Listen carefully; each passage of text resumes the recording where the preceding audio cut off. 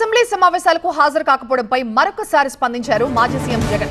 తమకు తగిన సమయం ఇవ్వకపోతే సమస్యలు ఎలా బయటకు వస్తాయని ప్రశ్నించారు. ఒక ఎమ్మెల్యేలాగా 5 నిమిషాలు మాత్రమే సమయం ఇస్తానంటే ఎలా అంటున్నారు. తమను ప్రతిపక్ష పార్టీగా గుర్తిస్తే ప్రతిపక్ష హోదా ఇవ్వాల్సి ఉంటుందన్న కారణంగానే అందుకు నిరాకరిస్తున్నారు అన్నారు. ఉన్నది ఏకైక ఒకే ఒక్క పార్టీ ప్రతిపక్ష పార్టీ.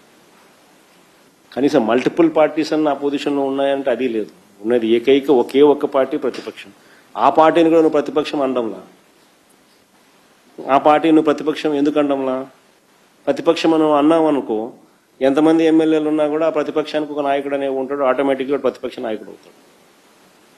ఆటోమేటిక్లీ ప్రతిపక్ష నాయకుడు అయినాడు అని అంటే ఆయనకు నువ్వు సభా అధ్యక్షునితో సమానంగా మైక్ ఇవ్వాల్సి వస్తుంది. అది ఇవ్వడం నీకు ఇష్టం లేదు కాబట్టి అసలు ప్రతిపక్షమే లేదంటున్నావు. అసలు ప్రతిపక్షమే గుర్తింపు ఇవ్వడం అంటున్నావు.